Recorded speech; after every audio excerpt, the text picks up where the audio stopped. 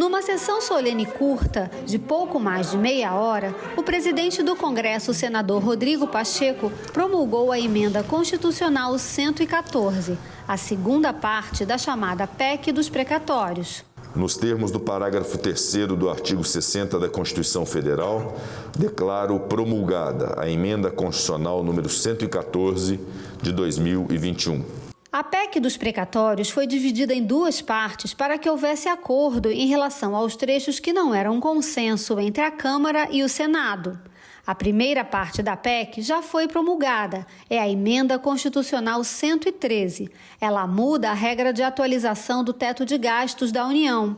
A medida deve liberar 65 bilhões do orçamento de 2022, recurso que será usado em parte para financiar o programa Auxílio Brasil, sucessor do Bolsa Família.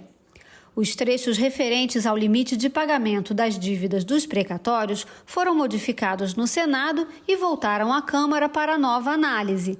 Eles deram origem à Emenda Constitucional 114, promulgada nesta quinta-feira. A proposta aprovada determina os casos em que o pagamento de precatórios ficará fora do teto de gastos, além da prioridade nas quitações. O texto também prevê a renda básica familiar mínima de R$ 400. A solução respeitou o tempo político e o processo legislativo, garantindo simultaneamente o atendimento de necessidades mais imediatas, no que se refere às questões orçamentárias e ao imperativo de atender às exigências das políticas públicas dentro dos limites da responsabilidade fiscal. Hoje, podemos nos congratular com o sucesso da tramitação desta emenda. Temos aqui um dos resultados mais significativos da atividade legislativa de 2021. A parte que hoje promulgamos abre ainda mais espaço fiscal para a implementação dos programas sociais que garantirão uma renda para as famílias mais pobres.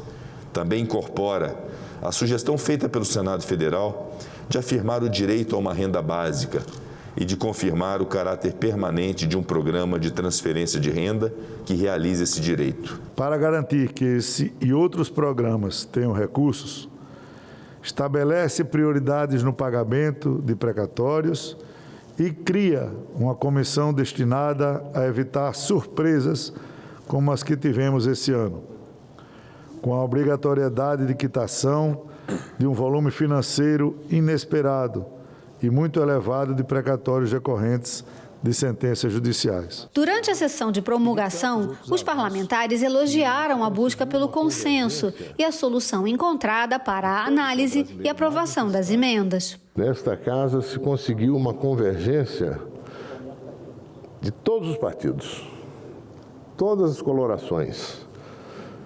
ideologias, posturas, convergiram para o mesmo propósito: fazermos um movimento cuja centralidade foi auxiliar 21 milhões de brasileiros que estão no limiar ou já numa situação de fome, a necessidade mais vital de ser suprida. O exercício da política não pode ser uma mera acomodação de interesse de amigos. Tem que ser a composição das opiniões, dos entendimentos, dos pensamentos daqueles que divergem.